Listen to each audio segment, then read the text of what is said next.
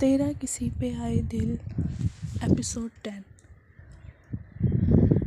Johnson अपने room में था जब उसे जैक्सन के रूम से बोलने की आवाज़ आई। शक यकीन में तब बदला जब तौकी का कहका सुना।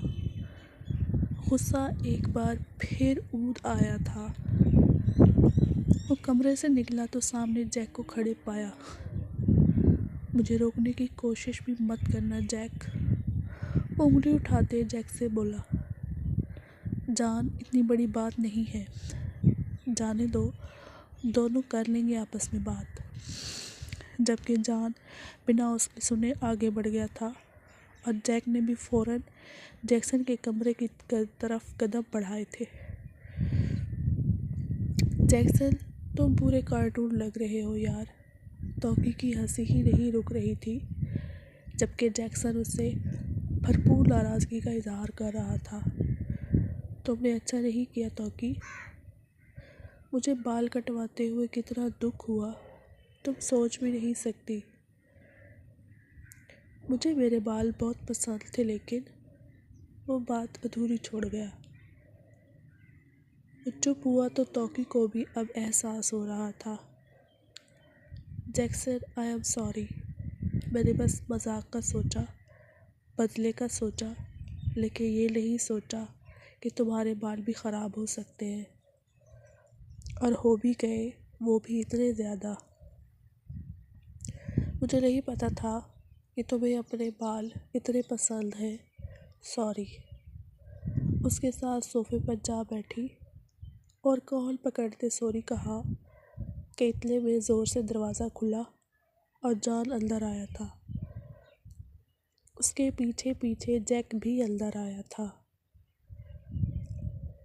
तुम्हारी हिम्मत भी कैसे हुई मेरे भाई के साथ ये सब करने की? जॉन के बोलने पर जैक्सन भी परेशान होते उठ खड़ा हुआ था। देखो जॉन, मैं बस मजाक। ओ शट अप, मजाक? ये मजाक था? क्या हाल कर दिया तुमने उसके बालों का, काटना पड़ा उन्हें, वो उसकी बात काटते बोला। उफ़ो जान, मैंने जैक्सन से मजाक किया था, तुमसे थोड़ी ना किया था, और मैंने जैक्सन से सॉरी बोल दिया है। वो मुझसे नाराज़ नहीं है ना जैक्सन? वो पहले जान फिर जैसी को देखते बोली। सॉरी? वो तंजिया हंसा था। किसी का नुकसान कर दो और बदले में सॉरी बोल दो, वाह, तुम्हारे सॉरी से इसके बाल पहले जैसे हो जाएंगे। मेरा भाई तुम्हारी वजह से रोया, दिल की आंखों में कभी आंसू नहीं आने दिए मैंने, तुमने रुला दिया उसे, और मुझे ये बिल्कुल गवारा नहीं कि कोई मेरे भाइयों को इतनी सी भी तकलीफ़ दे। इसलिए आइंदा हद में रहना, वरना मुझे हद याद दिलाना अच्छे से आता है। वो उंगली उठाते उसे वार्न करते बोला और फिर कमरे से तो क्या, घर से ही बाहर निकल गया था। तौकी, सॉरी, भाई अभी गुस्से में है, वरना वो कभी भी ऐसे बात नहीं करते। जैक्सन ने तौकी को यूं चुप खड़े देखा तो कहा, तुम क्यों सॉरी बोल रहे हो? गलती मेरी थी, इसलिए चुपचाप उस खड़ूस की डांट भी सुन ली, वरना तौकी राव किसी से डरने वाली नहीं है। ये कुछ ज़्यादा हो गया था, वो उसके बालों की तरफ इशारा करते बोली थी। जैक ने भी माजरत की थी, जिस पर तौकी ने उन दोनों को अच्छा खासा डांट दिया था। बस करो तुम दोनों, दोस्तों में इतना तो चलता ही है, और मुझे जान की बात का बिल्कुल बुरा नहीं लगा, वो मेरा दोस्त है, कभी भी कह सकता है। दोस्तों में भी भला कोई बाउंड्रीज होती है क्या? और अब तो क्या, मैं तो आइंदा भी ऐसे मजाक करती रहूँगी तुम लोगों से, तो कितनी बार माफ़ी मांगोगे? सॉरी भी तुम लोगों से सॉरी बोल देगी, इतना तंग करूँगी मैं। तौकी को यूं देख वो दोनों भी कुछ रिलैक्स हुए थे। वो थोड़ा टाइम उनके साथ गुजार कर वापस आ गई थी। वो जैसे कमरे में आई, उसे गालों पर कुछ नमी महसूस हुई थी। तौकी राव चौंक गई थी। उसकी आंखों में ये नमी कैसी थी? क्या वो रो रही थी? उसने जल्दी से चेहरा साफ किया था। मैं रो नहीं सकती, मैं क्यों रोऊंगी, दोस्तों में ये सब तो होता रहता है। उसने दिल को तसल्ली दी थी, लेकिन दिल के मकाम पर थोड़ा डर सा महसूस हुआ था, या फिर वाकई में डर था। लेकिन जो भी था, शुरुआत तो शायद हो चुकी थी। वो स्टोर पर मौजूद था। आज वो कॉलेज भी नहीं गया था। आज तुम जल्दी आ गए जॉनसन, खैरियत? स्टोर के मालिक ने पूछा तो उसने कुछ भी नहीं कहा था। वो अपनी ही सोच में गुम था। शायद उसे अब एहसास हो रहा था कि तौकी को कुछ ज़्यादा ही डांट दिया था। सच कहता था जैक, उसे मुझसे कुछ नज़र नहीं आता था। डांटने के बाद का पछतावा था, लेकिन बिना किसी कसूर के अगले को डांट देने का गिल्ट उसे खा रहा था। जैक ठीक कहता है, दोस्ती में इतना सब तो चलता है। हाँ, मुझे बुरा लगा उसने मेरे भाई के बाल ख़राब कर दिए, लेकिन जैक्सन ने जब इतना रिएक्ट नहीं किया तो मैं इतना हाश क्यों हो गया था। बात का पछतावा, ऐसा कुछ इसके साथ भी हुआ था। वो दोनों कॉलेज से वापस आ रहे थे, लेकिन दोनों के दरमियान कुछ खामोशी सी बोल रही थी। तौकी, कुछ देर बाद जैक्सन ने खामोशी को खामोश करवाया था। सॉरी, जैक्सन ने कहा तो तौकी ने गर्दन मोड़ते उसे देखा। किस लिए? उजर भाई ने तुम्हें इतना कुछ कह दिया, उन्हें समझना चाहिए था। दोस्तों में ये सब तो चलता ही है। बालों का क्या है, कुछ अर्से में फिर से निकल आएंगे, लेकिन दोस्त बार बार नहीं मिलते, और अच्छे दोस्त तो बिल्कुल नहीं मिलते। भाई को ये बात समझनी चाहिए थी। अरे वाह जैक्सन, तुम इतनी समझदारी वाली बातें भी करते हो, मुझे नहीं पता था। वो हंसते बोली थी। तुम्हें पता है तौकी, हंसने में और ज़बरदस्ती के हंसने में फ़र्क बहुत वाज़ेह होता है। तुम जो कुछ दिलों से हंस रही हो, मुस्कुरा रही हो, वो सब पहले जैसा नहीं है। तुम कहती हो कि तुम्हें कोई फ़र्क नहीं पड़ता, लेकिन तुम्हें फ़र्क पड़ता है। तो मानो ना तो तुम्हारी मर्ज़ी। लेकिन जो भी हो, जो लोग कहते हैं ना कि मुझे फ़र्क नहीं पड़ता, उन्हीं को असल में ज़्यादा फ़र्क पड़ता है। वो संजीदगी से बोलता अपने घर की तरफ मुड़ गया, जबकि तौकी ने सर झटकते जैसे इसकी बातों को भी झटकने की कोशिश की थी। जान, तुम यहाँ हो? आंटी की कॉल आई थी, वो डिनर पर वेट कर रहे हैं हमारा, चलो। जैक उसके कमरे में आते बोला, जो बाजू आंखों पर रखे लेटा हुआ था। तो वह जैसे चले जाओ, मेरा दिल नहीं कर रहा डिनर करने का। बाद में भूख लगी तो घर में कुछ बना लूँगा, तुम दोनों जाओ। डिनर का दिल नहीं, या फिर ये दिल तौकी का सामना नहीं करना चाहता, क्योंकि कहीं ना कहीं तुम ये बात तस्लीम कर चुके हो कि तुमने तौकी को बिला वजह इतना डांट दिया। जान के जवाब में जैक ने कहा तो वो गहरा सांस लेते उठ बैठा। बिला वजह मत बोलो, वो सब मैंने किसी वजह से उसे बोला था, और तुम जानते हो वो वजह जैसी था। मैंने उसे हक पर डांटा, लेकिन ये बात भी मानता हूँ कि थोड़ा ज़्यादा हो गया था। लेकिन मैं ख़ुद कल तौकी से बात कर लूँगा। तुम दोनों जाओ, मेरा दिल नहीं अभी जाने का। जान ने कहा तो जैक बिना कुछ कहे वहाँ से चला गया। जान ने बैकग्राउंड से सर टिकाते फिर से आंखें मूंद ली थी। तबीयत ज़्यादा ख़राब थी तो बताया क्यों नहीं जैक? साइका को जैक ने यही कहा था कि जान की कुछ तबीयत ठीक नहीं, इसलिए वो नहीं आया। इसलिए वो परेशान हो गई थी। परेशान तो तौकी भी हो गई थी। हाँ ठीक है, वो उस पर थोड़ा सा नाराज़ थी, लेकिन आखिरकार वो उसका दोस्त था, फिक्र तो हो रही थी। मैं पता कर रहा हूँ उसका। मामा कुछ लाइट सा बना कर ले जाती हूँ, फिर मेडिसिन भी दे दूँगी। तौकी ने कहा तो साइका ने सर इस बात में हिलाया। थोड़ी देर में वो किचन से सूप का बाउल लिए निकल रही थी। ज़्यादा तबीयत ख़राब हो तो कॉल करना, फिर तुम्हारे बाबा किसी डॉक्टर को बुला लेंगे। जाते जाते साइका ने उसे कहा था। जैक ने भी उसे नहीं रोका था।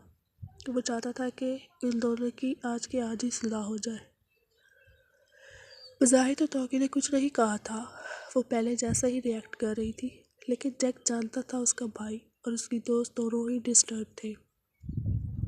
वो अंदर आई और सीधा जान के कमरे में गई थी। लाइट्स ऑन की तो जान ने हाथ आंखों से हटाया। उसे लगा जैक या जैक्सन में से कोई होगा, लेकिन सामने तौकी को देखकर वह हैरान हुआ और उठकर बैठा। तुम यहाँ? तुम्हें क्या हुआ है? जैक बता रहा था तुम्हारी तबीयत नहीं ठीक, इसलिए आज कॉलेज भी नहीं आए थे ना। मामा मैं हम सब कितना परेशान हो गए थे जानी। तो हमें अपनी सेहत का भी ख्याल रखना चाहिए। इतना काम करोगे तो बीमार ही होना है तुमने। लेकिन नहीं, बाप बनने का जुनून सवार है तुम पर। जैक की मदद लेने से इनकार कर दिया, बाबा से हेल्प लेने से भी इनकार कर दिया, क्योंकि जुनाब को सब कुछ खुद करना है। अब देख लिया नतीजा, हो गई ना बीमार। वो आदत के मुताबिक आई और बिना सामने वाले की सुने अपनी ही सुनाती गई, जबकि जान को शर्मिंदगी महसूस हो रही थी। वो सब इसका कितना ख्याल रखते थे और वो जिसका सामना नहीं करना चाहता था वो उस वक्त उसके सामने मौजूद थी। मैं ठीक हूँ तौकी, बस सर में दर्द था और दिल नहीं चाह रहा था कुछ भी खाने को, इसलिए नहीं आया।